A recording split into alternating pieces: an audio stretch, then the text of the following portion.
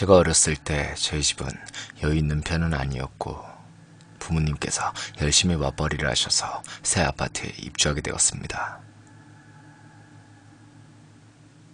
그래서 전에 살던 주택 단지의 친구들과는 헤어지고 전학을 와야 했는데도 전 방이 넓어진 새집 이사라는 것만으로 신이 났었습니다. 그리고 이사를 하고 나서 1년이 지났을 때쯤 제 주위에서 이상한 일이 일어나기 시작했습니다. 첫 번째, 제 방의 침대 머리맡에는 창문이 하나 있습니다. 평소에는 항상 창문 아래로 머리를 두고 자는데 그날따라 너무 피곤했던 터라 반대로 머리를 두고 잠을 자게 되었습니다. 그렇게 초저녁부터 정신없이 잠을 자고 있는데 새벽쯤이었을까요?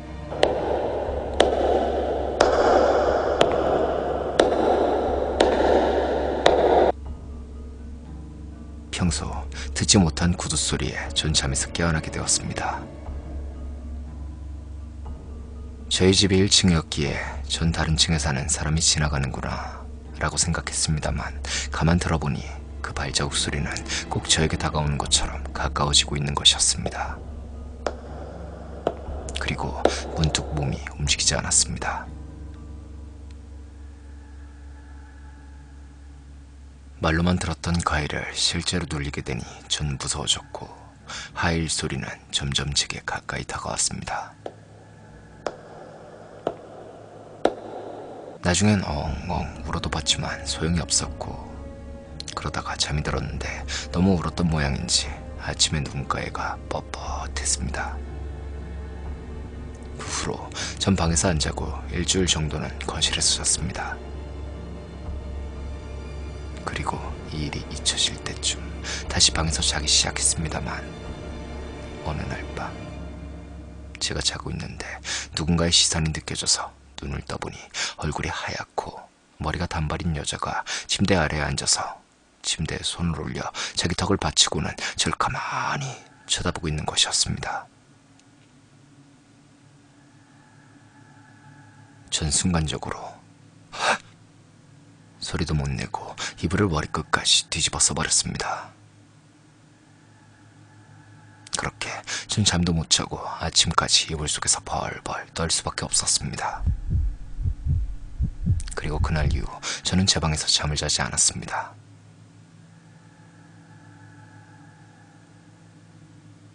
두 번째, 저희 엄마는 치킨집을 하셨는데 워낙 일도 많고 손님이 많았던 터라 새벽쯤에서야 집에 돌아오시곤 했습니다. 그리고 어느 날이었습니다.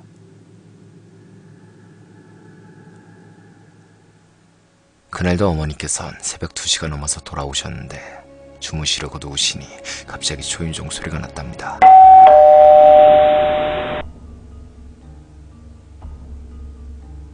새벽 2시가 넘는 시간에 집에 올 사람이 없었기에 엄마는 문 앞에서 누구세요? 라고 물었지만 밖에선 아무런 대답이 없었습니다. 엄마는 무서운 마음에 아빠를 깨웠지만 아빠는 너무 피곤하셨던 터라 잠에서 일어나지 못하셨고 결국 엄마는 문의 작은 구멍으로 밖을 보셨는데 엄마는 그 후로 누가 와도 그 구멍으로 절대 보지 않으시려고 하십니다. 그때 저희 엄마가 보신 건 하얀 원피스를 입은 단발머리의 여자. 그 여자가 계단 옆에서 가만히 문을 바라보고 있었던 것입니다. 엄마는 혹시라도 눈이 마주칠까봐 방으로 돌아오셨는데 그 후로도 엄마가 새벽에 돌아오시는 날이면 그 초인종 소리가 들리고 아빠는 깨워도 일어날 생각을 못 하신다는 것이었습니다. 그리고 진짜 중요한 건 그 초인종 소리는 엄마한테만 들릴 뿐 다른 가족들한테는 들리지 않았습니다.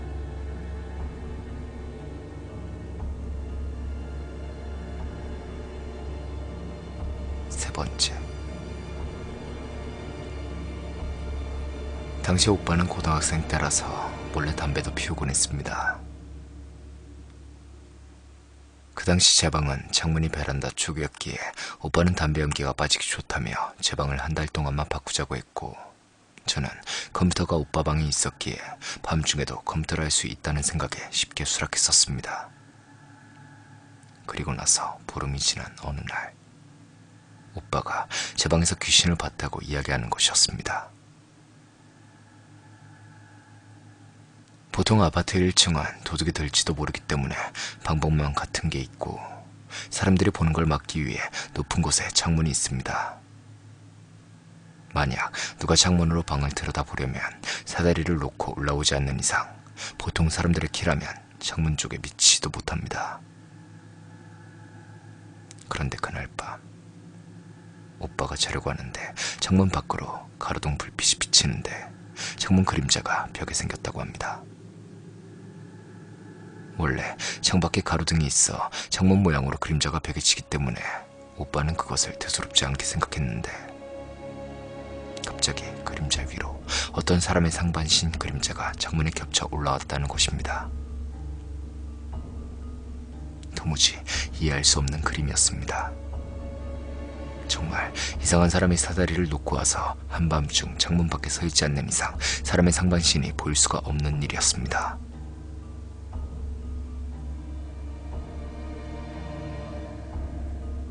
네 번째. 그 후로 저희 라인에 사는 다른 집들의 사람들도 많이 아프거나 돌아가시거나 하는 일이 자주 생겼습니다. 저희 앞집에 사시는 아저씨는 병원 정원에 나무를 깎는 일을 하시는 분이셨는데 발을 헛디디셔서 높은 곳에서 떨어져 허리를 크게 다치시고 집에서 일을 하시는 게 힘들어지셨고, 저희 집은 아빠가 뇌수술을 받으셨습니다. 또한 2층에 사는 저희 윗집은 엄마 아빠가 차 사고로 한 번에 돌아가셔서 두 아들 딸들이 완전 하루아침에 고아가 되어 친척집으로 가게 되었습니다. 그리고 3층에 사시는 아저씨는 술을 마시고 거실에서 주무시다가 심장마비로 돌아가시고, 그 아줌마분은 지금 아들과 둘이 살고 계십니다. 게다가 4층엔 할머니가 돌아가셨었는데 그 할머니는 노안으로 돌아가신 건지 모르겠지만 어느 날 갑자기 돌아가셨습니다. 그리고 마지막 5층엔 딸이 5인 집이 있었습니다. 그 언니네 집은 저도 자주 놀러가고 언니들이 5명이나 됐었기 때문에 제가 참 잘 가서 잘 어울리고 있던 기억이 났었는데, 어느 날 갑자기 동네 사람들한테 아무런 말도 없이 이사를 가버렸는데, 나중에 알고 보니 그 집 아주머니께서 안말기 진단을 받아 얼마 살지 못하신다고 하여 멀리 공기 좋은 곳으로 이사를 갔다고 들었습니다.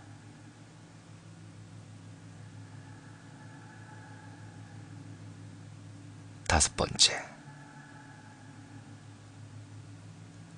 그렇게 저희 라인에서만 유독 사람들이 많이 다치거나 돌아가시는 일이 많아졌고, 마침 IMF로 인해 저희는 그 아파트를 팔고 건너편 주택으로 다시 이사를 가야 할 상황이어서 귀신을 보는 집에서 이사를 가니 잘 됐다고 씁쓸하게 웃었던 기억이 납니다.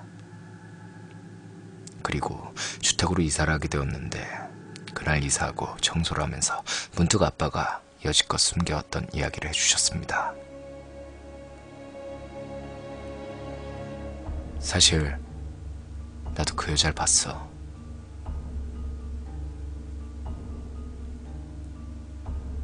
생전 한 번도 안 놀려봤던 가희도 그 아파트에서 주무실 때 자주 눌리셨고, 엄마와 제가 보았던 단발머리의 여자도 보셨다고 합니다. 아빠는 가장으로서 그런 말을 하기 어려워서 숨겼고, 이제 이사 왔으니 하는 이야기라고 하셔서 저희 가족은 놀랬었습니다.